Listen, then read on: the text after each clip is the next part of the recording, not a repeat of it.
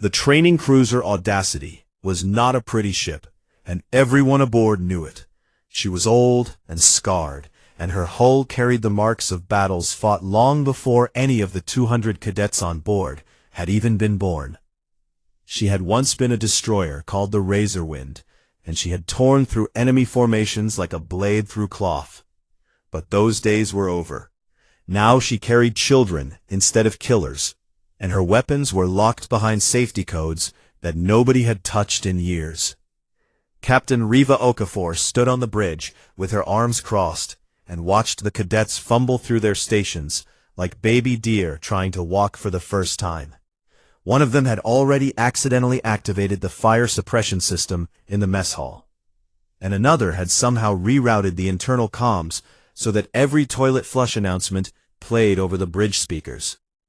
Her executive officer, Commander Huang, leaned against the railing beside her and shook his head. Head. The future of humanity, right there, he said.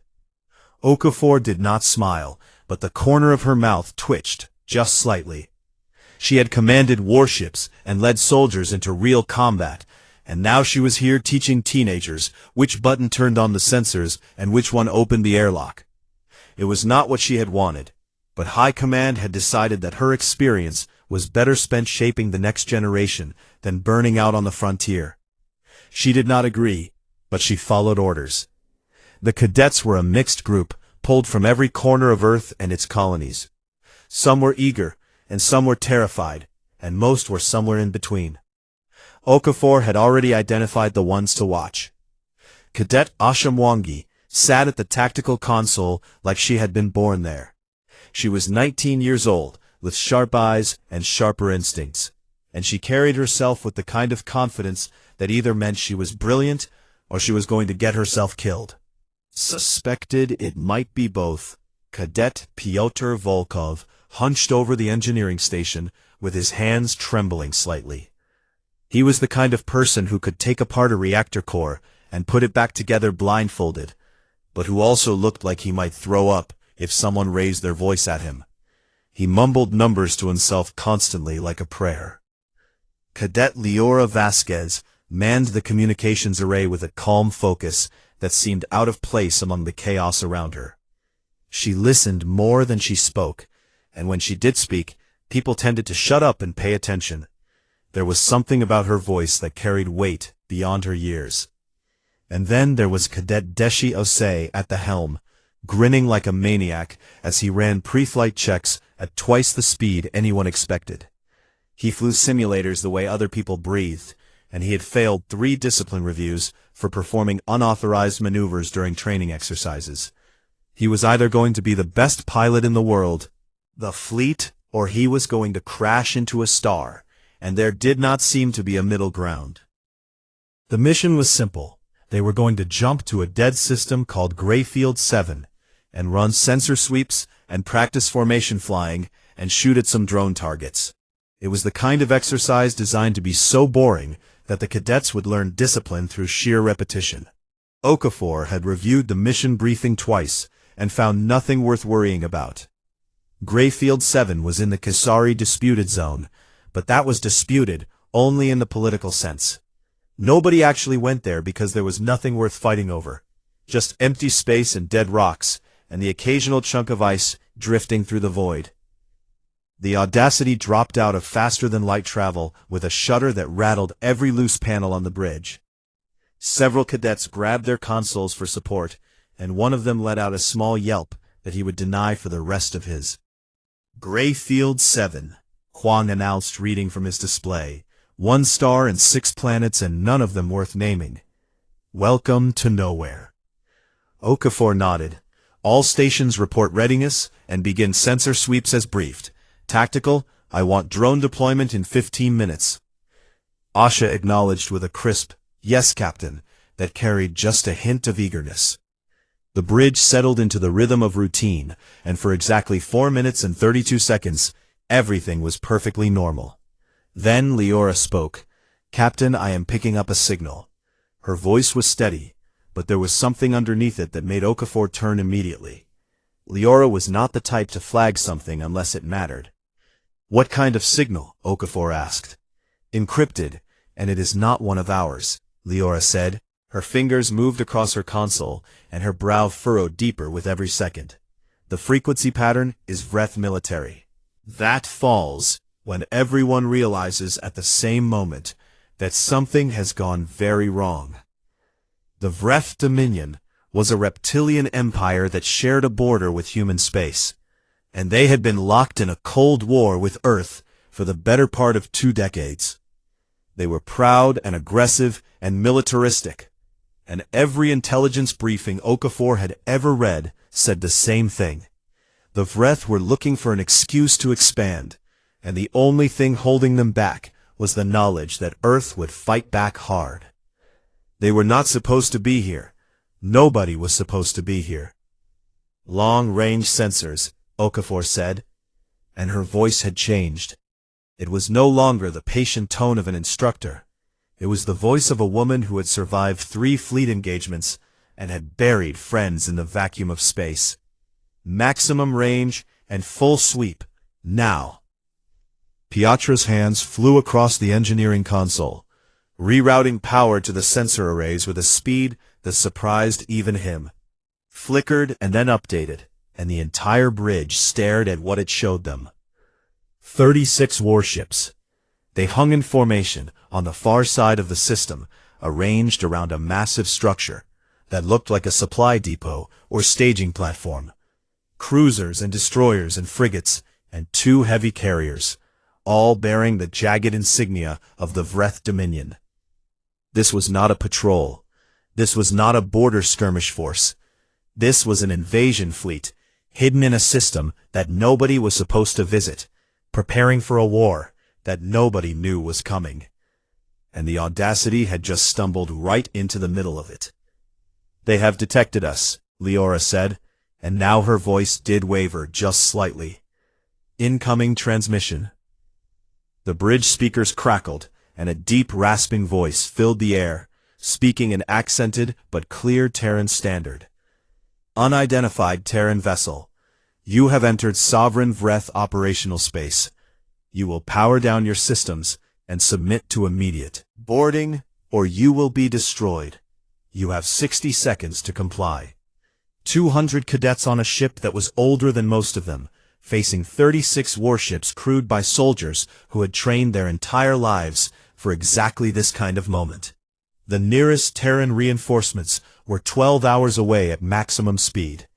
Okafor looked at her bridge crew, at the wide eyes and pale faces and trembling hands of children who had signed up to learn, and who were now staring down the barrel of annihilation. She straightened her uniform, and when she spoke, her voice was iron, wrapped in calm. Well, class is in session early. The 60 seconds ticked away, and Captain Okafor used every single one of them. She did not panic. She did not freeze. She had been in situations where death was close enough to smell, and she knew that the difference between living and dying often came down to what you did in the first minute. So she moved. Huang, seal the bridge and initiate Protocol Thistle Authorization Okafor 773 Omega, she said. Huang stared at her for half a second, and then his training kicked in, and he entered the codes.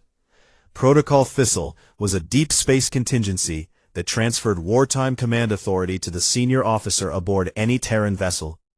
It was meant for emergencies so desperate that waiting for orders from high command would mean death. This qualified. The Audacity shuddered as lock systems began to wake up. Deep in the belly of the ship, weapon arrays that had been dormant for years started their power-up sequences.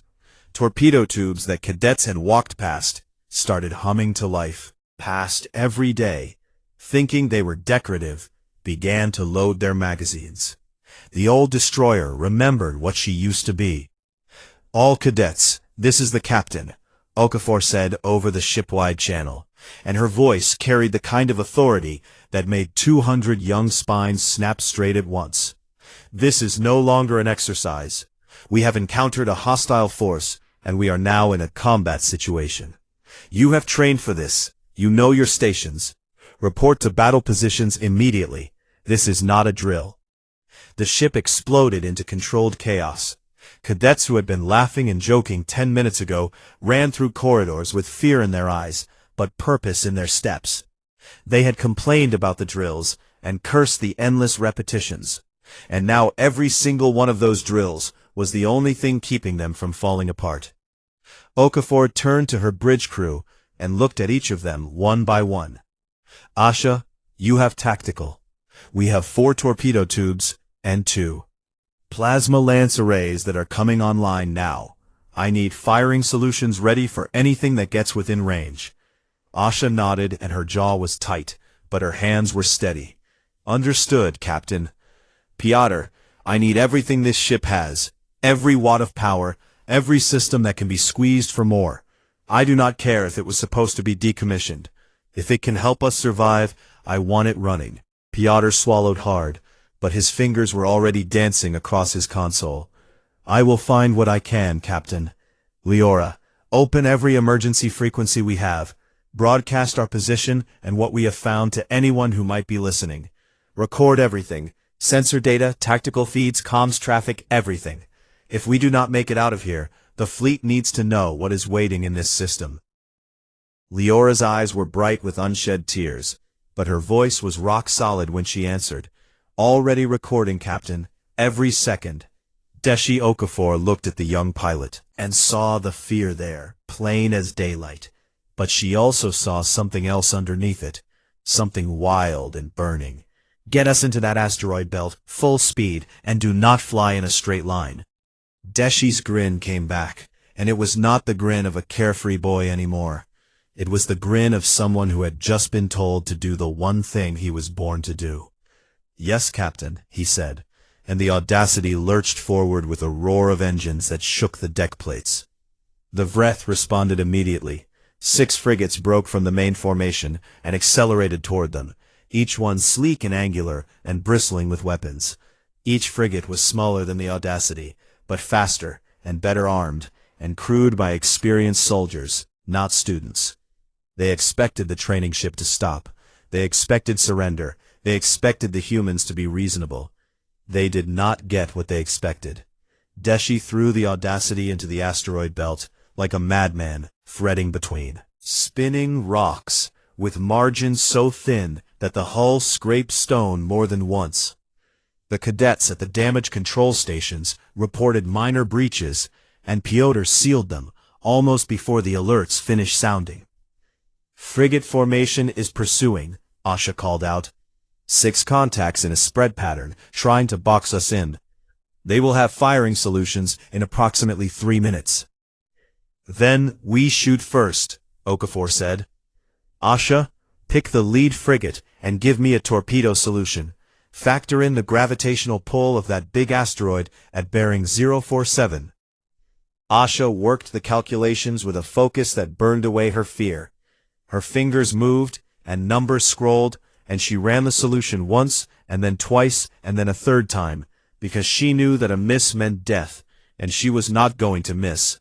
Solution ready, Captain. Fire. The Audacity bucked as a torpedo screamed from its forward tube and raced through the asteroid field. The Vreth frigates saw it coming and began evasive maneuvers. But the torpedo curved with the gravitational pull of the asteroid exactly as Asha had calculated, and it struck the frigate's engine section with a flash of light that turned the void white for a split second. The frigate spun out of control, trailing fire and debris, and the remaining 5 ships broke formation in shock. On the bridge of the Vreth flagship, Dominance Fleet Commander Torvan received the report, and his clawed hand tightened on the arm of his command chair. A training ship had just crippled one of his frigates with a single shot. That was not supposed to happen. His aide, a young officer named Kesef, pulled up the sensor data and frowned. Commander, the accuracy of that shot suggests experienced crew. The vessel may not be what it appears, perhaps a disguised warship. Torvan dismissed the idea with a sharp gesture, but the doubt was there now, lodged in his mind like a splinter. He had studied human tactics at the War Academy. He knew The humans were unpredictable and dangerous in ways that defied logical analysis. They did not fight the way they were supposed to. They did not give up when the numbers said they should. He ordered 12 more ships to break from the main fleet and join the pursuit. 12 warships to deal with one old training cruiser. It was overkill, and he knew it, but he would not underestimate the humans again. Back on the Audacity, the crew felt the weight of 18 ships closing in on them. The brief moment of triumph after the torpedo hit was fading fast, and the reality of their situation was settling back in like cold water. Pietro worked frantically, rerouting power and squeezing performance from systems that were never designed to operate under combat stress. He dug through engineering databases and maintenance logs, looking for anything that could give them an edge. And then he found something. Buried in a classified archive that his emergency access codes had unlocked was a file marked with a designation he did not recognize. It was a technical schematic for an electronic warfare suite codenamed Phantom. The file said it had been installed during a Black Operations refit 8 years ago, and that it had been removed when the ship was transferred to training duty. But the removal order had a note attached to it that said, "Hardware, archived in place, pending disposal." Pending disposal. That meant it was still there, still wired into the ship, still capable of being activated. The system was designed to project false sensor signatures to make one ship look like many. Pietro's hands trembled as he reached for the comm panel. "Captain," he said, and his voice cracked slightly, "I think I found something they really should have told us about." In the darkness of the asteroid belt, surrounded by enemies with no help coming, the Audacity carried a secret weapon that nobody knew existed. Pietro explained what he had found, and for the first time since the crisis began, Captain Okafor smiled. It was not a warm smile. It was the kind of smile that a card player makes when they realize they have one last trick left to play, and it is a good one. The Phantom suite was buried deep in the engineering section, behind a maintenance panel that had been welded shut years ago. Pietro took 2 other cadets with him, and they cut through the panel with a plasma torch and found the hardware exactly where the classified file said it would be. Dusty, and cold, and untouched, but intact. "Can you get it running?" Okafor asked over the comm. Pietro studied the connections and the power couplings, and ran numbers in his head at a speed that would have impressed his professors. "Yes, but it will eat power like nothing I have ever seen. We will have to pull energy from non-essential systems." Define non-essential. Crew quarters heating. Artificial gravity on decks 4. Through 9.5 the lighting on the ship. "Do it," Okafor said without hesitation. "We can be cold, and we can float, and we can work in the dark. What we cannot do is die." Piotr activated Phantom, and the old system hummed to life, with a sound like a beast waking from a long sleep. The cadets in engineering watched with wide eyes as displays they had never seen before lit up, showing electronic warfare capabilities that were supposed to be the stuff of classified briefings and intelligence reports. On the bridge, Okafor gathered Asha and Leora and explained the plan. Phantom could project false sensor signatures onto enemy detection systems. It could create ghost ships that looked real on scanners, complete with engine emissions, weapon signatures, and even false identification transponder codes. A decade ago, it had been cutting-edge technology designed for special operations. Now, it was outdated by Terran standards. But the Vreth did not use Terran standards. Sensor technology was older and cruder. And what was outdated for humans was still far beyond what Vreth systems could see through. "We cannot beat 36 warships," Okafor said, "but we do not have to. We just have to make them believe that they cannot beat us." Asha understood immediately. "We make them think we are not alone." "Exactly, Leora. I need you to create fake fleet communications. chatter between ships, orders from a fleet commander, tactical coordination, everything you learned in communications class about Terran naval protocols. I need you to turn it into a performance. Leora's eyes widened, and then narrowed with determination. I memorized the standard fleet communication handbook last semester. I can do this. Asha, you will coordinate the ghost ships on tactical. Make them move like a real formation. Patrol patterns, escort positions, aggressive posturing. I want whoever is watching their sensors to see a battle group that is ready for a fight. Many ships do we project? Asha asked. Okafor considered for a moment. Start with 6, then build to 20. Let it look like reinforcements are arriving in waves. That is how a real fleet deployment would unfold. The plan went into motion, and it was terrifying and brilliant in equal measure. Phantom began projecting its first ghost signatures, and on Vreth sensors across the system, new contacts appeared. 6 Terran warships emerging from behind the asteroid belt, running hot with weapons armed. They looked real. They moved real. Their engine signatures matched known Terran destroyer and cruiser profiles from the Vreth intelligence databases. Then more appeared. 4 additional contacts, dropping out of what looked like faster-than-light travel, and taking up flanking positions. Then 6 more. Then 4 more. Within 15 minutes, the Vreth were looking at a display that showed 23 Terran warships surrounding the Audacity in a protective combat. Formation. Leora hunched over her communications console and became a one-woman theater production. She broadcast on frequencies she knew the Vreth could intercept, using voice modulators to disguise her voice and create the impression of multiple officers on multiple ships. Fleet Command, this is Destroyer Harkin. We have arrived at designated coordinates and are taking position on the left flank. Weapons hot and standing by. Harkin confirmed. Fleet Command acknowledges your position. All ships maintain formation and await engagement orders. Please. Cruiser Tempest reports sensor lock on hostile formation. We count 36 contacts. Fleet Command requesting rules of engagement.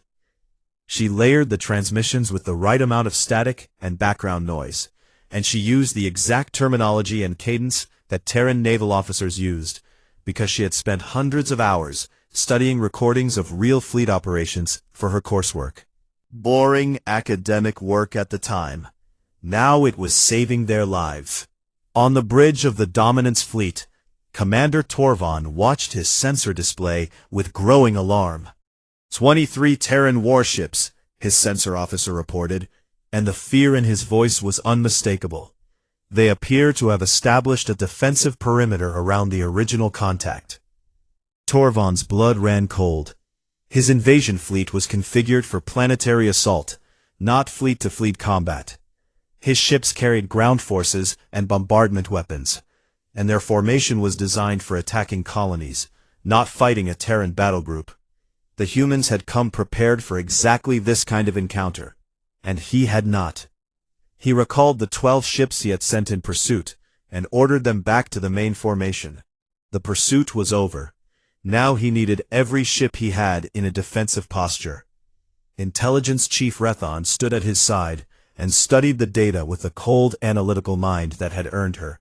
Position Commander, the timing of these arrivals is concerning.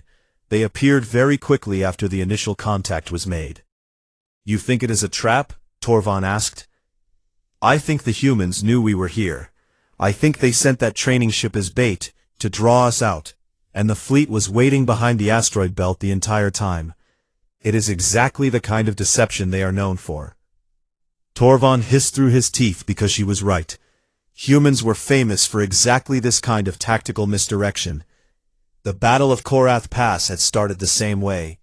A seemingly vulnerable human force that turned out to be the jaws of a trap that had destroyed an entire Vreth armada. But deep in the engineering section of the Audacity, Piotr watched the power levels dropping, with sick dread. Phantom was consuming energy at a rate that would drain their reserves completely in approximately 40 minutes. Every ghost ship on that Vreth display was burning through power that the Audacity could not replace. Captain, he reported quietly. "We have 40 minutes of projection capability remaining. After that, Phantom shuts down, and every ghost disappears at once." Okafor received the news without expression. 40 minutes. That was what they had. 40 minutes to convince an entire invasion fleet that they were outgunned and outmaneuvered by a force that did not exist. Then Torvan made a move that Okafor had feared. He dispatched a single scout destroyer on a high-speed approach vector aimed directly at the heart of the Ghost Formation. If that ship got close enough for visual confirmation, it would see empty space where 23 warships were supposed to be, and the entire illusion would shatter. Okafor made her decision in 3 seconds. "Deshi, intercept course on that scout. Full speed ahead." Deshi looked at her, and for once his reckless grin faltered. "Captain, that destroyer is twice our size." "I know. Fly straight at it." The Audacity surged forward, out of the asteroid belt, and directly toward the incoming scout destroyer. It was a move that made no tactical sense, unless you considered what it looked like from the outside. A Terran ship aggressively moving to block enemy reconnaissance of their fleet position. That was what a ship protecting a real formation would do. The Vreth scout saw the Audacity charging at it with weapons hot, backed by what its sensors showed as an entire battle group of warships behind it. The scout captain was not a coward, but he was not stupid either. He had been ordered to observe, not to die. The scout broke off and retreated back to the main fleet. Its report to Torvan was exactly what Okafor needed. Terran forces are aggressive and defending in depth. Fleet presence is probable. Torvan slammed his fist on his command console, and the sound echoed through the bridge of the Dominance. 38 minutes of power remaining. No real backup coming. And the only thing standing between 200 cadets and annihilation was a ghost story projected by a machine that was running out of time. Then Leora looked up from her console with an expression that mixed hope and fear in equal parts. "Captain, I am intercepting a new Vreth transmission. Fleet Commander Torvan is hailing his homeworld command. He is asking for instructions." The fate of everyone on the Audacity now depended on what a room full of Vreth politicians decided to do with incomplete information and a healthy fear of human unpredictability. Okafor stood on her bridge, surrounded by children who had become soldiers in the space of an hour. Fleet Commander Torvan stood in the war room of the Dominance and stared at the holographic display like a man watching his future burn. The display showed 36 blue icons, representing his fleet, and 23 red icons, representing the Terran force that had appeared from nowhere to ruin everything he had spent 2 years planning. The invasion of the Kasari colonies was supposed to be swift and secret. A single devastating strike that would expand the Vreth Dominion's territory by 3 star systems before the humans could even mobilize a response. Now a Terran battle group sat in his staging area, and every assumption his operation was built on had crumbled to dust. Warlord Sifka paced behind him like a caged predator. He was the fleet's ground forces commander, a massive scarred veteran who had conquered 4 worlds and who solved problems the same way he solved everything, with overwhelming force. "Attack now," Sifka growled. "Destroy them before more arrive. Our ships outnumber theirs. We have the advantage." "Do we?" Intelligence Chief Rethon replied from her station, where she studied data streams with the patience of a surgeon. "Our fleet is configured for planetary bombardment and ground assault. Half our ships are troop carriers with minimal combat capability. The Terran formation appears to consist entirely of combat warships, destroyers, and cruisers. In a straight engagement, we would lose at least half our fleet." "Then we lose half," Scythka snarled. "The other half still completes the mission." "With what ground forces?" Rethon asked coolly. "With what supply lines? The humans already know we are here. Every minute that passes increases the probability that additional Terran forces are on their way. If we engage and win, we will be crippled. If we engage and lose, the Dominion's entire southern fleet is destroyed and our border is exposed." Torvald listened to them argue and felt the weight of command pressing down on him like a physical force. He had risen through the ranks on his ability to make decisive choices under pressure. But this situation offered no clean options, only varying degrees of catastrophe. He opened a channel to the Vreth High Tribunal on the homeworld, and the faces of 5 elderly counselors appeared on screen.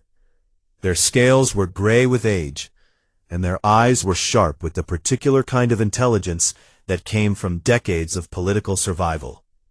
Torvald reported the situation and watched their expressions shift from confidence to concern to barely concealed alarm. "You are certain of the Terran force composition?" First Counselor Vrakith asked. "Our sensors show 23 warships in defensive formation around the original contact," Torvald replied. "They have demonstrated aggressive posture and have already engaged and damaged one of our frigates."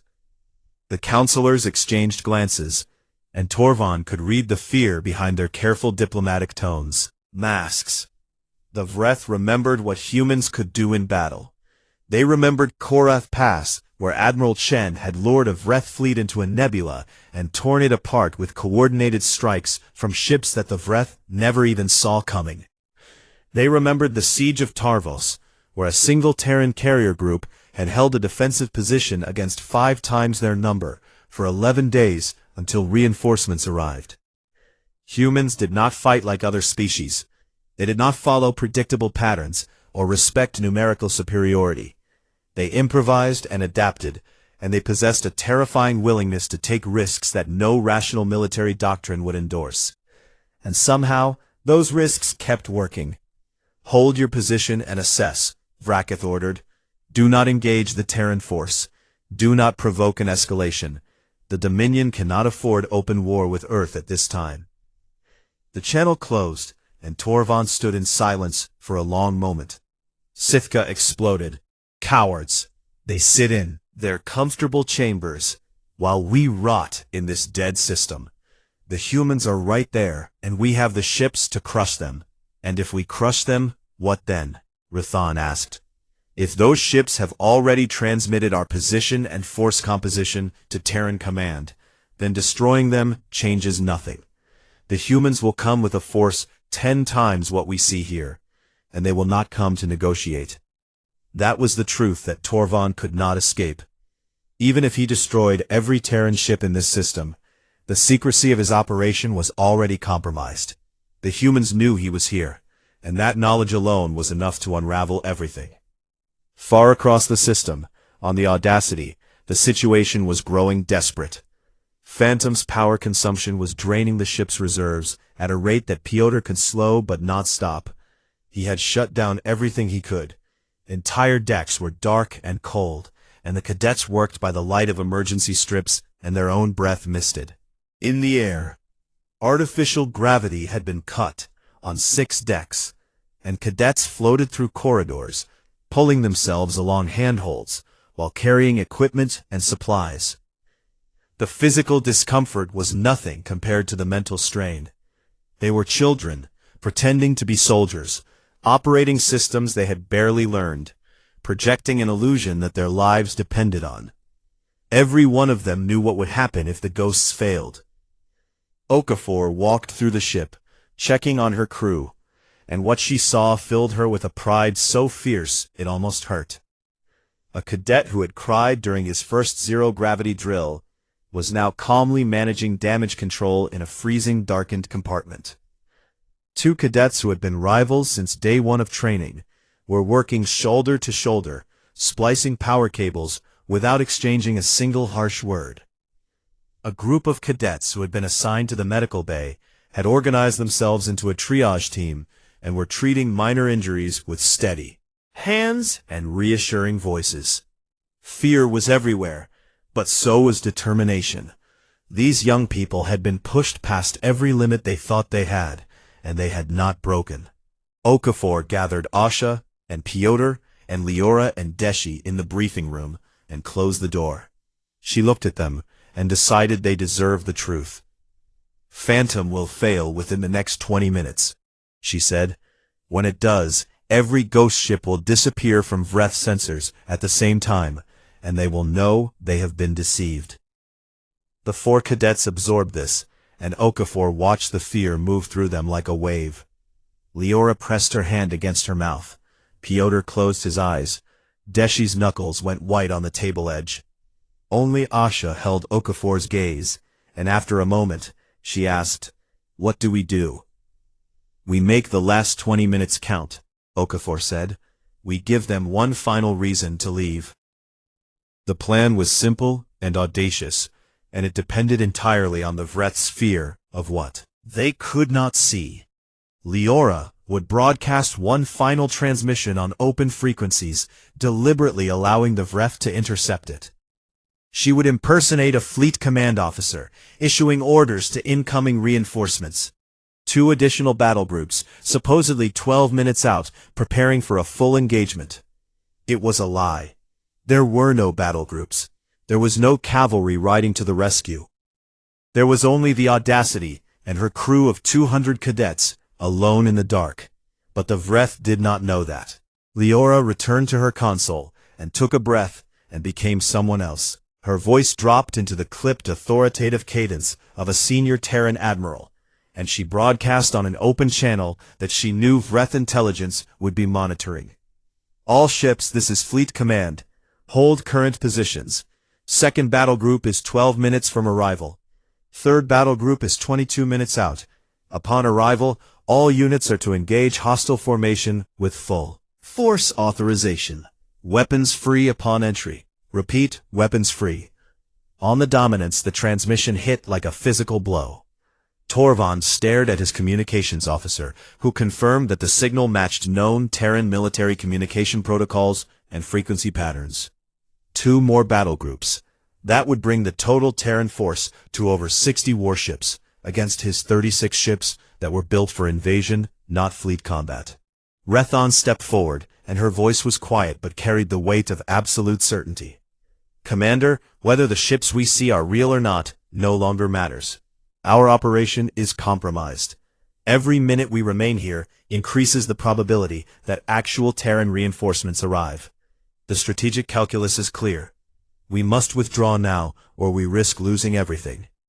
Sithka opened his mouth to argue, and then closed it. Even he could read the numbers. Even he could see that the gamble no longer favored them. Alone with his decision, and the bridge of the Dominance was silent around him, 36 ships and thousands of soldiers and 2 years of planning, and all of it balanced on what he chose to do in the next 60 seconds. He thought about Korath Pass. He thought about the human reputation for impossible victories. He thought about the fact that a single training ship had already drawn blood and refused to die. Phantom died with a sound like a long, slow exhale. The lights on the engineering console flickered once, twice, and then went dark, and Pyotr felt it in his bones before the readings confirmed it. Power reserves were at 0. The electronic warfare suite shut down, and every single ghost ship that had filled the Vreth sensor displays vanished at the same instant. 23 warships, gone like candle flames, blown out by a single breath. On the bridge, Asha watched her tactical display, and saw the ghost contacts wink out one after another, until there was nothing left but a single icon in the vast emptiness of Greyfield 7. The Audacity alone. Leora stopped broadcasting, because there was no longer any point. The illusion was over. Deshi kept his hands on the helm controls, and stared straight ahead at the view screen that showed nothing but stars and darkness. And somewhere out there, 36 warships that now had every reason to come and finish them. Nobody moved. The bridge was so quiet that Okafor could hear the hum of the last emergency power systems and the sound of her own heartbeat. She stood in the center of her bridge, and she did not sit down. She would meet whatever came next on her feet. 10 seconds passed. 20 seconds. Asha's voice came out in barely a whisper. "Captain Vreth Fleet is not moving. They are holding position." 30 seconds. "Still holding," Asha said. and there was something new in her voice, something that was afraid to be hope. 45 seconds. Then Leora gasped and pressed her hand to her earpiece. "Captain, incoming transmission from the Vreth flagship. It is addressed directly to us." Okafor nodded once. "Put it through." The view screen shifted, and the face of Fleet Commander Torvan appeared. He was a large reptilian figure with dark green scales, and deep-set golden eyes, and scars that mapped a lifetime of combat. He sat in his command chair, with rigid posture, and behind him Okafor could see the bridge crew of the Dominance, standing at attention. When Torvan spoke, his voice was formal and measured, and carried the weight of a decision that had cost him something deep. "Terran vessel, the Vreth Dominion acknowledges your presence in this sector. In the interest of preserving stability between our peoples, we are withdrawing our forces from this region, effective immediately. We request that this incident be communicated to your command as evidence of the Dominion's commitment to the existing peace framework." He paused, and his golden eyes locked onto Okafor's through the screen, and in that moment something passed between two commanders who understood each other in the way that only soldiers can. He did not know if the fleet had been real. He did not know if reinforcements were truly coming. He had made a choice based on incomplete information and the terrible mathematics of war. Okafor looked back at him, expression absolutely steady. She did not gloat. She did not smirk. She gave him nothing, because giving him nothing was the final move in the game. Letting him wonder was more powerful than any weapon she could fire. "Acknowledged, Commander," she said. "We will relay your message. Earth values the Dominion's commitment to peace." Torvan held her gaze for one more second, and then the transmission ended. On the tactical display, 36 blue icons began to move. One by one, the warships of the Vreth invasion fleet powered up their faster-than-light drives and oriented toward Vreth space. The heavy carriers went first, followed by the cruisers, and then the destroyers and frigates. The supply depot was abandoned, its contents left behind in the rush to withdraw. The last ship to leave was the Dominance.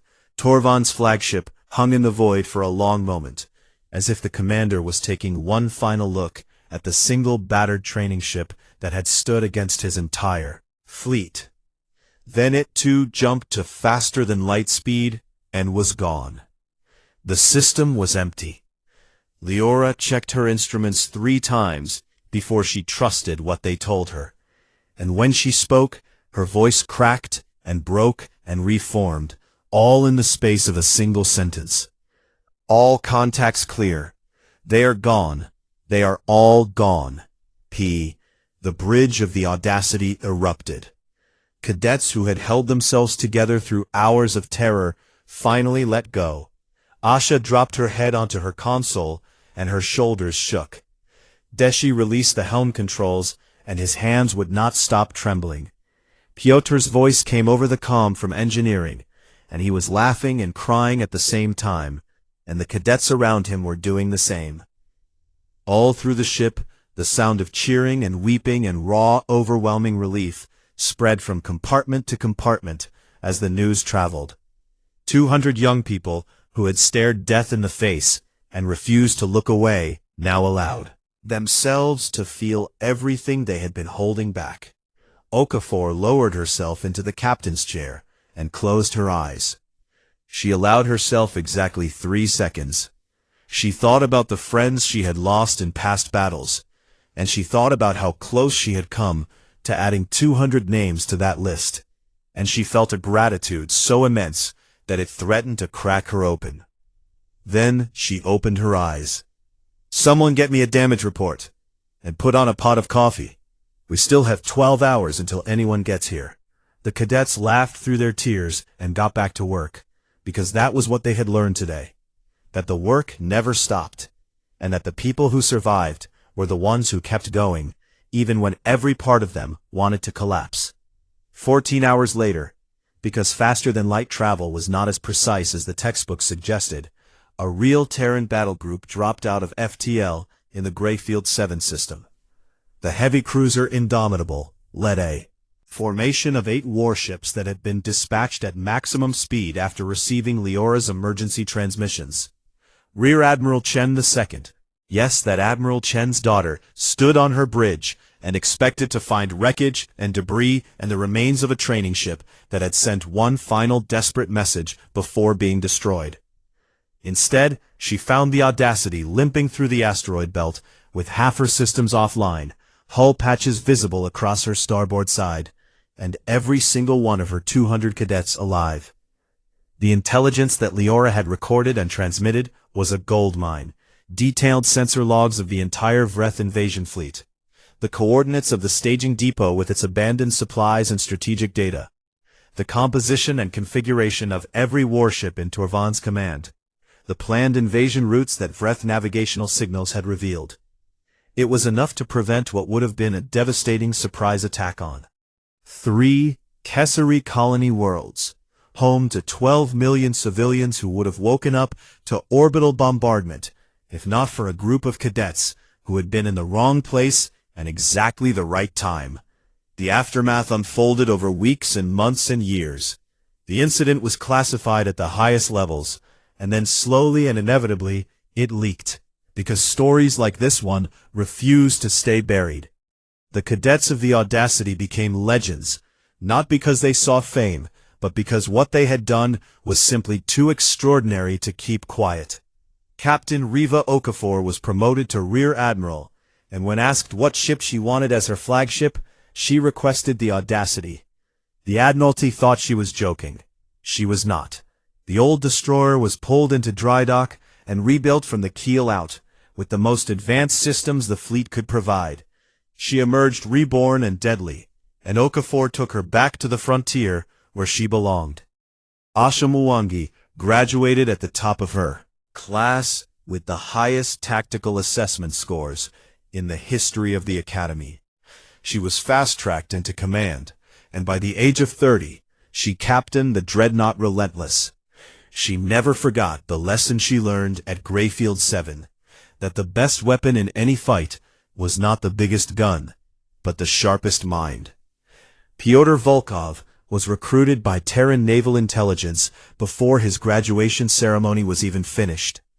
The Phantom system that he had resurrected from a forgotten archive became the foundation for a new generation of electronic warfare technology that was deployed across the entire fleet. He never stopped being nervous, and he never stopped being brilliant. Leora Vasquez became the youngest officer ever assigned to the Diplomatic Communications Corps, where her talent for creative communication and her ability to become anyone she needed to be over a radio frequency made her invaluable in negotiations and crisis situations.